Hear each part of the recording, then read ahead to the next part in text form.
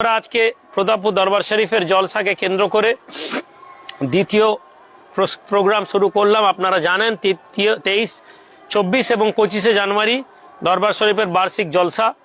এই জলসাকে কেন্দ্র করে শুধু পশ্চিমবঙ্গ নয়, পশ্চিমবঙ্গের বাইরে থেকেও বিভিন্ন স্টেট থেকে মানুষেরা উৎসাহ নিয়ে আসেন। অলরেডি আমাদের উড়িষ্যা এবং দিল্লির ইউনিটের ছেলেরা আসা শুরু করে দিয়েছেন। আমি আপনাদের সকলকে দরবার শরীফ পক্ষ থেকে আহ্বান জানাচ্ছি।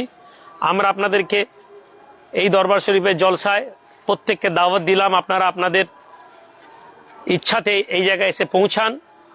দরবার শরীফের অনেকগুলো উদ্দেশ্যের মধ্যে একটি উদ্দেশ্য হচ্ছে আমরা সুফিজমকে মানুষের কাছে পৌঁছানোর চেষ্টা করি। কোরআন এবং সুন্নাহর আলোকে সুফিজম যে ইসলামেরই একটি অংশ, তা এই দরবার শরীফ থেকে মানুষকে বোঝানোর চেষ্টা করা হয়।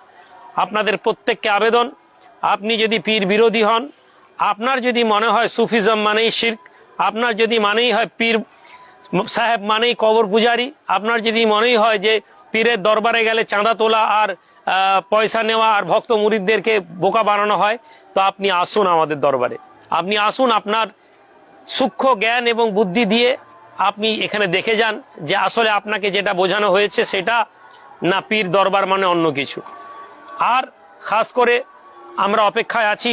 আলহামদুলিল্লাহ এবছর আমাদের দরবার শরীফে আন্তর্জাতিক কয়েকজন শেখকে ইনভাইট করা হয়েছে, তার মধ্যে স্কলারকে। তার মধ্যে অলরেডি আমরা কনফার্মেশন পেয়ে গেছি ইজিপ্ট থেকে একজন প্রফেসর ইসলামিক স্কলার আসছেন। এছাড়া টার্কি থেকে একজন ইসলামিক স্কলারেরও আসার পরিকল্পনা চলছে। যেহেতু আন্তর্জাতিক বিষয়, আপনারা জানেন যে ভিসা কনফার্ম না হওয়া পর্যন্ত আমরা অ্যাডভার্টাইজ করি না।